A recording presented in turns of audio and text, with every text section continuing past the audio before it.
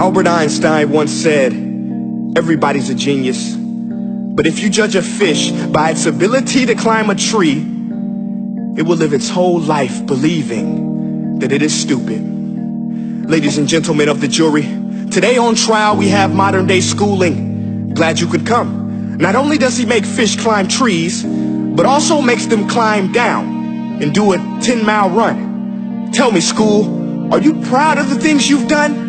Turning millions of people into robots, do you find that fun? Do you realize how many kids relate to that fish swimming upstream in class, never finding their gifts, thinking they are stupid, believing they are useless? Well, the time has come, no more excuses. I call school to the stand and accuse him of killing creativity, individuality, and being intellectually abusive. He's an ancient institution that has outlived his usage.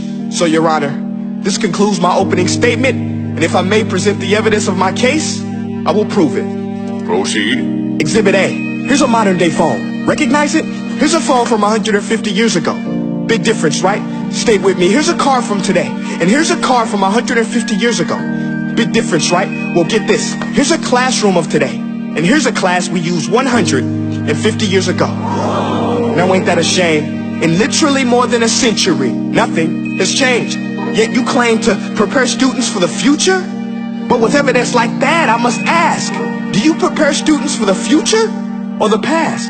I did a background check on you and let the record show that you were made to train people to work in factories, which explains why you put students in straight rows, nice and neat, tell them sit still, raise your hand if you want to speak, give them a short break to eat, and for 8 hours a day, tell them what to think. Oh, and make them compete to get an A letter which determines product quality, hence grade A of meat. I get it. Back then, times were different. We all have a past. I myself am no Gandhi. But today, we don't need to make robot zombies. The world has progressed. And now we need people who think creatively, innovatively, critically, independently, with the ability to connect. See, every scientist will tell you that no two brains are the same. And every parent with 2 or more children will confirm that claim.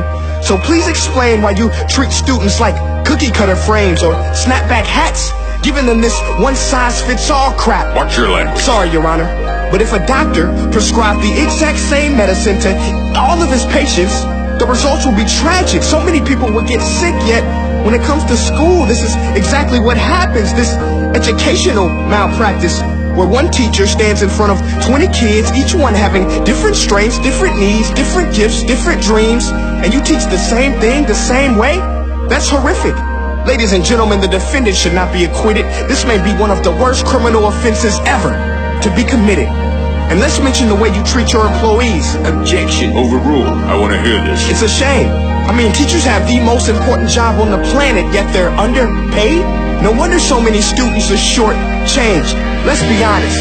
Teachers should earn just as much as doctors, because a doctor can do heart surgery and save the life of a kid. But a great teacher can reach the heart of that kid and allow him to truly live. See, teachers are heroes that often get blamed, but they're not the problem. They work in a system without many options or rights.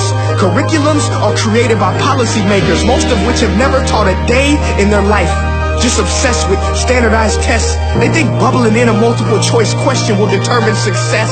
That's outlandish. In fact, these tests are too cruel to be used and should be abandoned, but don't take my word for it. Take Frederick J. Kelly, the man who invented standardized testing, who said, and I quote, "These tests are too cruel to be used and should be abandoned." Ladies and gentlemen of the jury, if we continue down this road, the results will be lethal. I don't have much faith in school, but I do have faith in people. And if we can customize healthcare, cars, and Facebook pages, then it is our duty to do the same for education, to upgrade it, change it, do away with school spirit, because that's useless. Unless we're working to bring the spirit out of each and every student, that should be our task. No more Common Core. Instead, let's reach the core of every heart in every class. Sure, math is important, but no more than art or dance. Let's give every gift an equal chance. I know this sounds like a dream, but countries like Finland are doing impressive things. They have shorter school days. Teachers make a decent wage. Homework is non-existent, and they focus on collaboration instead of competition. But here's the kicker, boys and girls. Their educational system outperforms every other country in the world. Other places like Singapore are succeeding rapidly. Schools like Montessori, programs like Khan Academy, there is no single solution. But let's get moving, because while students may be 20% of our population, they are 100% of our future. So let's attend to their dreams, and there's no telling what we can achieve. This is a world in which I believe, a world where fish are no longer forced to climb trees. I rest my case.